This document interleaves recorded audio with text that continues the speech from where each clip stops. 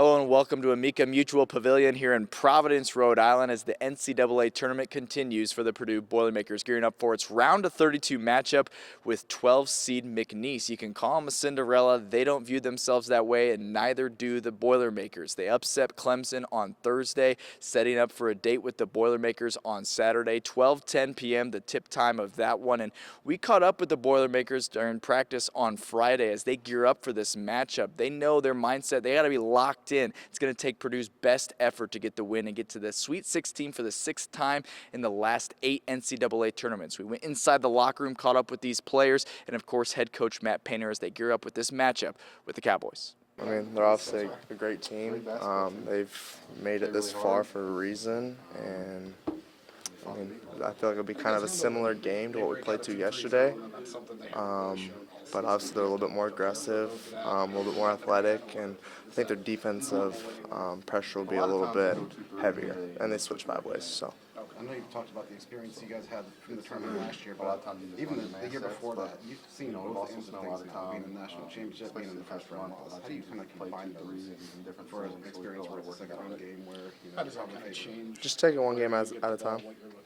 That's simple. How nice was it playing early in the day? Do you like that? To be honest, compared to waiting around? It's a different look. Yeah, I like it because I don't like waiting around. I mean, it's just part of it, you know. You either get lucky or you don't. So hopefully, whatever time we play, hopefully it's earlier. That'd be awesome. But you know, they came out yesterday, you know, 1-2-1. Clemson, something hadn't really shown much all season. Does it keep the team guessing now as you're going into facing them that you're not exactly sure what you're going to see from them? I wouldn't say so. No, I think we're gonna. I mean, we're ready for whatever defense they throw at us, and we have plays for every defense that they'll have. So if that's what they do, then I think they'll be trying to figure out how to stop us, because I think we've got a lot of plays in that, and I feel like we're prepared. So. You guys have done this now. This is the 4th time for a lot of you having, you know, winning a game and then turning around and having a game 2 days later in an NCAA tournament scenario. How's that helping? Everybody's different. This 48 hours since the first game, how's it going to help you guys?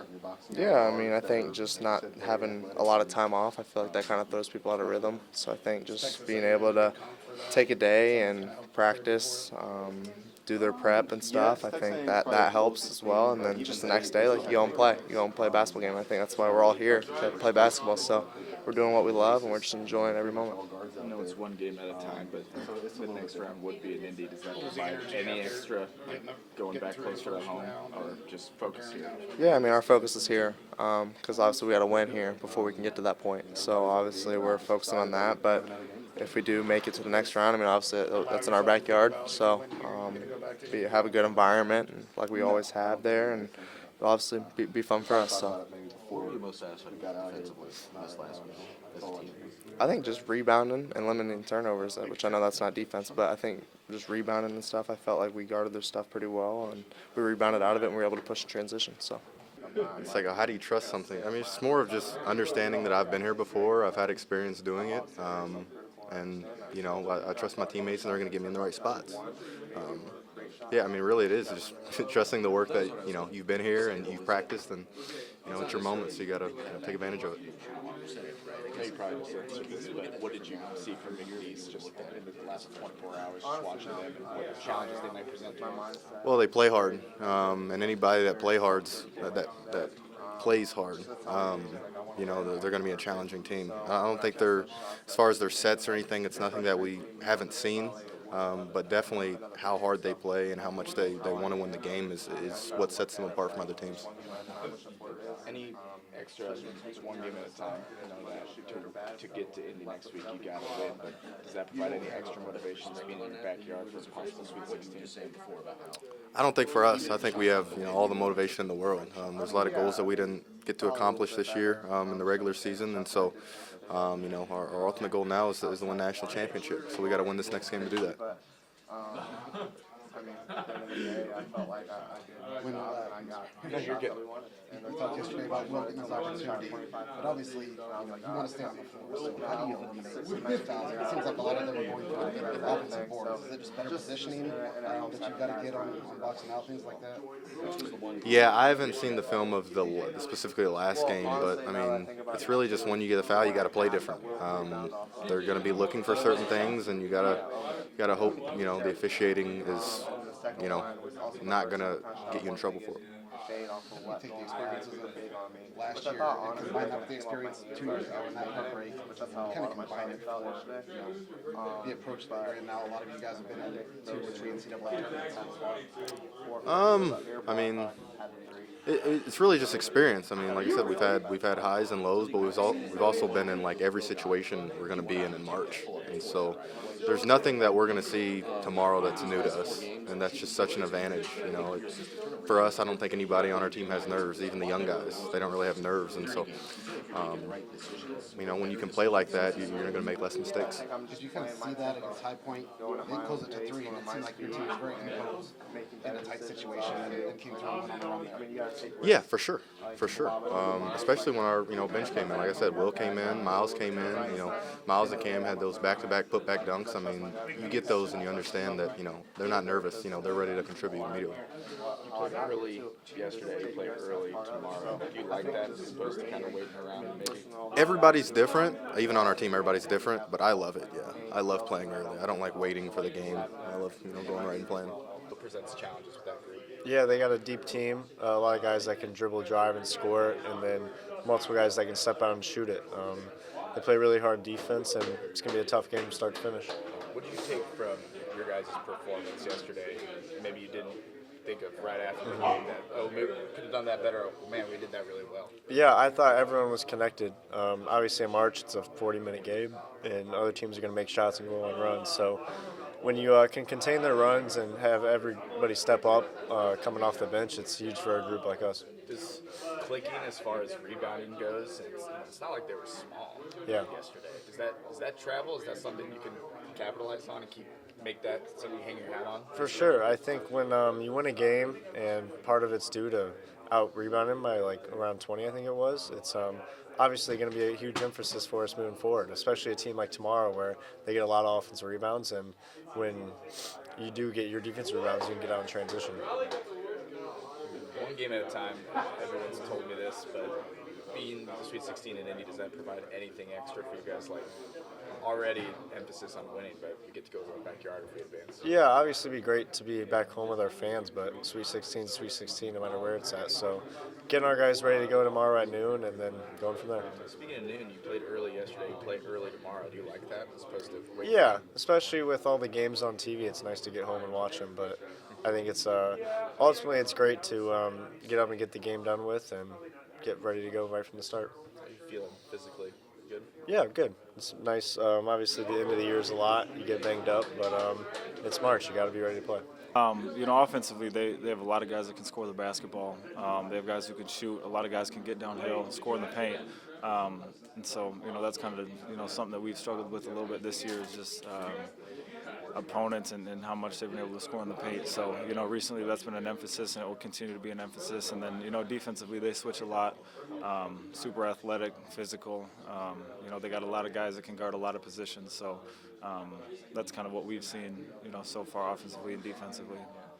Played early yesterday, played early tomorrow. Do you like that? Kind of not having to wait around a little bit? Yeah, personally, I do like it. I kind of like to just get up, get a good breakfast in, and then kind of, go right to the game and kind of start with an early tip. So that's kind of like, Watch all the other games. Yep, get down and watch the games.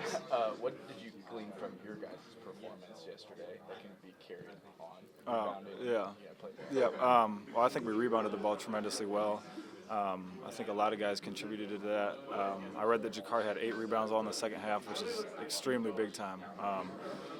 Anybody who can help us rebound, and we can get rebounds from anybody, is going to help us a lot. But also, we got really good shots, too.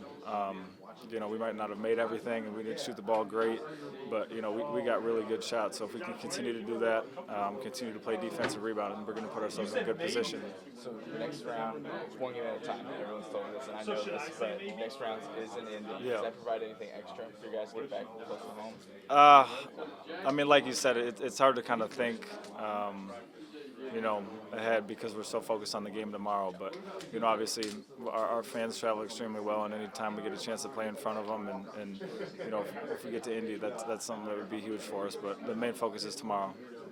Appreciate it, man. Thank you. What's your favorite thing about the team this year, just so far? My favorite thing about the team, it feels like we're all just a family. Everybody's so close. Everybody loves each other. That's kind of the main thing. I think that everybody is so, bought in, and everyone's so close that, that everyone has a very good relationship with everybody. They're close with everybody. So, it helps to, have a relationship off the court with your teammates. And then obviously, that kind of makes us closer, which allows us to be successful on the court. Watching McNeese, what do you see from them? What kind of challenges might they present for you guys tomorrow? They're really good at getting downhill, getting to their spots. They have a couple guys that can really shoot the ball well. They play really hard on the defensive end.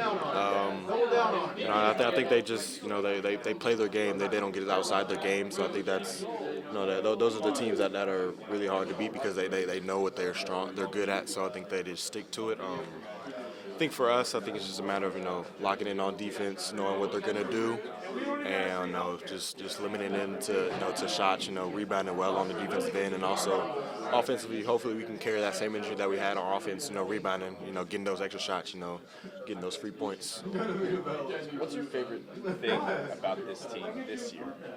Every team's different. Last year, this year, the year before. What's your favorite thing about this team this year? I think my favorite thing is, our ability to, get out and play fast. I think we don't have a lot of opportunities to do that, but I think when we do, we're one of the best teams in the country when it comes to that. So I think that's really huge for us. And when we get stops, I think we're really electric. And, like me and Cam, we're live threats. We can get downhill. Jakari, CJ getting rebounds, going coast to coast. Braden, best point guard in the country. So I think that's really hard to stop him. So I think that's really huge for us when we do that. You played early yesterday. You play early tomorrow. Do you like that? Not having to wait around a little bit. Yeah, I think that's really huge for us when it comes to that. We get a little more time on the court pre-game, so I think that's really huge compared to only having limited time, like 20 minutes. It's one game at a time. You do advance to the Sweet 16. It'll be in Indy. Does that provide anything extra for you personally and just for the team? I think it provides a lot for not just me, but also the team, just because we're going back to Indy and what we did in Indy last year.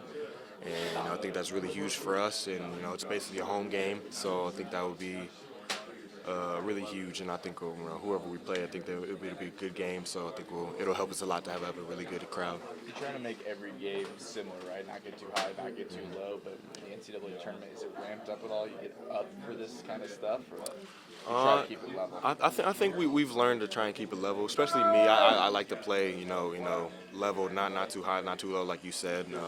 Just so I can, be my best self and all that. So I think that's really huge for us, being in these situations a lot. We've been in a lot of these tight games, close games, where we've been up, we've been down. So I think it's, just playing our game. That's what Coach Payne always tells us, play our game no matter the score, and then we'll be fine. Take over this year for this team. Right. Well, I think your leadership and your responsibility, grows, especially with like who we lost, more than anything, just being accountable, like whether you're on both ends of the court or off the court, just holding other people accountable. And so the best way to lead is by example. I think all three of those guys lead in a different way, but they've all done a good job growing in that area. Thanks, Coach. You're in the middle. Dustin Schutte, Sports Illustrated, Purdue.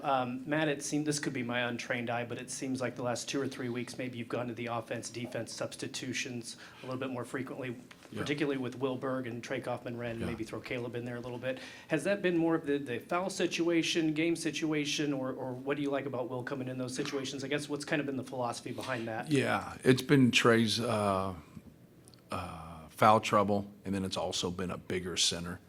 So like last night, they just, that fit, right? And so like they had a bigger center, on High Point's team, and then Trey got, he gets that one foul early, which isn't foul trouble, right? But still to try to give him a little bit of a breather. And, you just don't know when the whistle comes, right? So I've done it before in the second half, and then we'll play 2.5, 3, straight minutes. And, you want him back in there quicker than that. But, yeah, that's mainly the reasons. Thanks, Coach. Right here in front. Ralph Russo with The Athletic. Coach Brownell and some of the players for Clemson talked about how McNeese's defensive switching, they sort of threw a lot at them. Yes. And at times when they weren't expecting it, really threw them off. Now, I don't know if that's a card you can only play once, right? Once you show it, is it easier to prepare for Right. it? But as you're preparing for them, goes into all that they throw at you? Right. Well, they switch all the time. So I think what was a little different in that game, they went to their 2-2-1 or their 1-2-2 zone press back to a 2-3, which matched up into a man at the end of the possession. I think that was what was a little bit different from that. But like anytime you think something's going to be your Achilles, and it's hard because you're trying to project when you do your schedule, and sometimes your schedule gets out a little bit. So, we have faced Alabama, we have faced Auburn, we faced Ole Miss. So we have faced some really good teams. I'm trying to think of the teams on top of my head that switch and do some different things. So you got to be able to kind of schedule towards something that you think might give you trouble. About 10, 12 years ago, we struggled against a press, and I thought it was more personnel based, but it still bothered us for about a couple years. And so we always we scheduled Huggy at West Virginia, and so going in there, we went 4 years in a row with just those open scrimmages, and that really helped us. So hopefully our experiences of going against it, and I think more people are switching, maybe not 5 ways, but definitely 4 ways.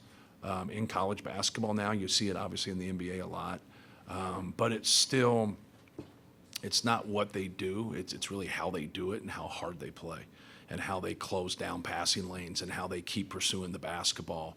A lot of times when you see somebody pressing, everybody thinks everybody's press is the same, when in reality it comes down to how much effort are you giving. McNeese gives a lot of effort. They play very, very hard.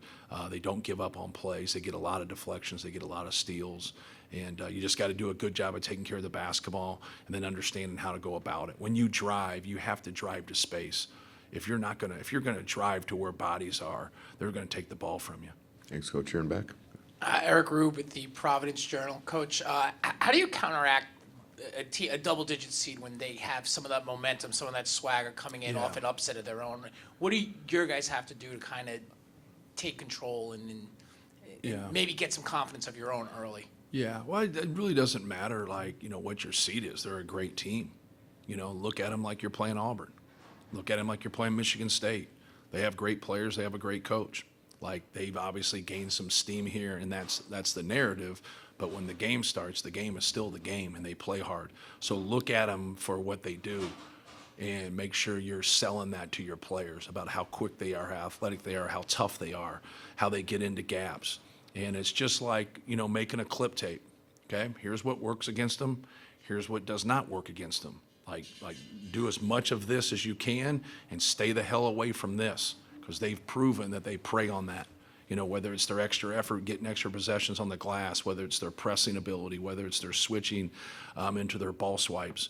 They are very, very aggressive, but there's a method to their madness. They play very hard, and they have rules to what they're doing.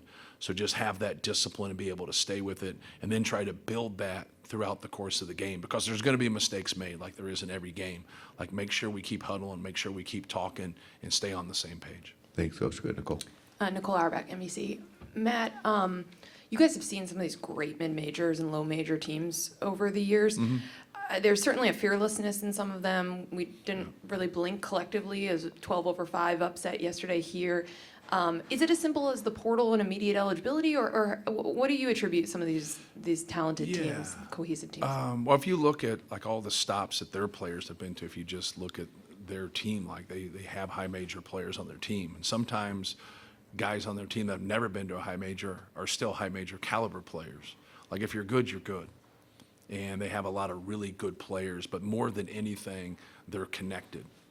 But I just think there's a lot of parity in college basketball. There's a lot of change in college basketball, and whoever can get enough guys then to be good together Because we see people that get into the portal and they have a lot of talent and then they underachieve. Well, it's hard to piece it all together in a short amount of time.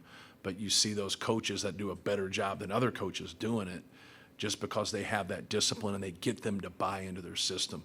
And I think that's what he's been able to do here. Like you see, total buy-in, and they have that confidence, right? They have that swagger about them where they believe in each other and they believe that they're going to go out there and win. And why shouldn't you? And that's what I said about High Point. You win your league, you win your tournament, you win 14 straight games, you should be pretty confident. Well, these guys have the same resume. They've won 10 straight, but they've had the same amount of wins, and they're going to feel that way. You just got to be able to play to your strengths and then understand the difficulty that they cause people. Thanks, Coach. Here to the left. Hey, Coach. Kyle Hightower from the Associated Press. You guys are never going to fly under the radar with everything you've accomplished, obviously. But when you face a team like McNeese that's coming off a, quote-unquote upset, does it make it easier in the second round for you guys to prepare and kind of focus on you guys when all the attention, or a lot of the attention anyway, is going to be on them and to kind of zone in and lock in on yourself? Yeah, we stay process-based. Like being in the tournament, like we've obviously had, really good wins in the NCAA tournament. We've had, some really tough losses. So we've been through a lot. A lot of times the tough losses that you have won't be the group that you have. It'll be 5-6 years before, and they don't feel that sting and understand that. Well, this group has. Our core players, our 3 leading scorers have been through, some tough losses. And so once last year, and obviously the national championship game the year before, and a 1-16 game. So like they've learned hard lessons. It doesn't mean it can't happen again, right? It can rear its ugly head, but it's still the game. Like they understand that. Like we didn't get beat by a 16 seed and we didn't respect them. They beat us straight up. Like the refs didn't, do us in. Like we got beat, straight up. And that's a tough pill to swallow, but we had to sit in that.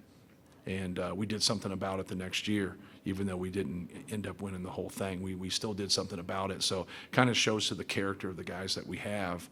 But like we know how good they are, and and that's what we do. We just try to move to the next game. Like the narrative can be the narrative; it doesn't matter. Like move to the next game, understand what we have to do to be successful. Go ahead, Pat. Hey, Matt. Pat Forty from Sports Illustrated. Kind of an X/No question. You said we're McNeese and other teams do it too. We'll start a possession zone and end it man. Yeah. How do you attack that? Do you start zone offense and then be ready to go to different actions when they go to man, or what's the approach? No, we normally start with whatever we stay with. And I think that's what they're wanting to get, right? And then you also obviously have to be able to finish it. Everybody tries to run something, and then if you can't get something, like how do you attack at the end of a clock? Then obviously we do a lot of things through Braden Smith and through a lot of our ball screen stuff. You just have to understand that no matter who's in the game for them, they're switching everything. And then you got to be able to attack it from there. But that's the whole part of pressing or picking the ball up, coming into a zone, going into a man. A lot of people in college basketball do it. Do they wait to the second wing pass? Do they wait to the third pass until they match? Does the ball go to the high post before they match? Everybody has their triggers when they match and go man to man, all right, if that's what they choose to do. So, like, you just have to understand when that happens, when it goes, if you don't have a shot by then. But putting a lot of time into it. If you just run your regular stuff all the time against something like that, you're going to get bogged down. And I think that's where you see with teams. But it's easier said than done because they will pick up on your pattern and they will pick up on your tendencies. So you got to change with them and mix up some different things and give different looks. So like you're being unpredictable towards their change. Thanks, Coach. Go ahead. Hey, Matt. Robbie Listella, Bracketeer.org. Obviously, you guys are led by Trey, Braden, and Fletcher. But how important is it for guys like Camden, CJ, Miles to fill their roles, and will that lead you guys to success in the rest of the tournament here? Yeah, having depth is going to help you. And it's what I really talk about with guys that come off the bench. Like, there's times where you're not going to be able to get the same volume of shots every game. Like those guys will be able, Braden and Trey Kaufman especially, to where they're going to get a lot of usage. Sometimes the game, what it brings, Cam's going to get more opportunities or Miles is going to get more opportunities. But, you always can defend. You always can rebound. You always can change the game. Like Shakari Harris didn't play a whole lot in last night's game until the end, but he had 8 rebounds. He was just around the basketball. It just made sense for him to stay in there. Then it gave us an extra ball handler in the game. Miles Colvin was very active. I thought he did some really good things. Cam might have been the difference from an individual standpoint, getting a double-double, and they cross-matched us to start with. So they didn't put their center on. Trey Kaufman ran, and they were able to do that the way we started. So when we went to Cam, they couldn't cross-match it. So we stayed with that, but we also stayed with it because he played so well in his effort. So our ability to rebound yesterday was the difference in the whole game in terms about what we just had so many more possessions than them by getting 19 offensive rebounds. I got time for one or two more here in the middle. Dustin Schutte, Sports Illustrated, Purdue. Kind of following up on that, Will was a guy that started the season as a starter, basically, had stretches where he didn't play recently. Can you just talk about his ability to stay ready and kind of stay with it? Yeah, Will's been very professional, and that's a hard thing to do. We went to Trey Kaufman, as the 5, really from an offensive standpoint, the way Braden and him can work short rolls and pocket passes, it really gives us an advantage and puts centers in tough spots. But it also takes away, we don't have rim protection, and we're not as big. And so that's a little bit of the trade-off. And then somebody's normally going to be out there at that time, and it was him. And whether that's fair or not, that's the decision that we made. But he's been very professional. He's stayed with it. He's kept practicing hard. He's kept a good attitude. And when you do that and you get an opportunity, you normally play well. You get mad and you get frustrated and you sit there it's hard. That's just natural, kind of normal behavior. But give him credit. His number was called and he really helped us. Well, you heard it right there. These players and, of course, head coach Matt Payne are not taking the Cowboys lightly. And, their head coach, Will Wade, he's been a part of high-major basketball, high-level basketball, NCAA Tournament basketball, and reports say he's going to be taking the head coaching job at NC State. So they're a well-coached team. Should be a high-level basketball game here in Providence, Rhode Island, as Purdue is eyeing a Sweet 16 appearance. Remember, Boilermakers fans, that game and, of course, the Elite Eight game will take place at Lucas Oil Stadium in Indianapolis. So maybe some added motivation there for Purdue as they gear up for this matchup with the McNeese Cowboys, Saturday, 12:10 p.m. That game time tip should be a lot of fun. We'll keep you posted on WTHR on air and, of course, right here on WTHR Plus as we continue our Purdue Boilermakers and NCAA Tournament coverage. For now, Dominic Miranda here at Amica Mutual Pavilion, 13 Sports.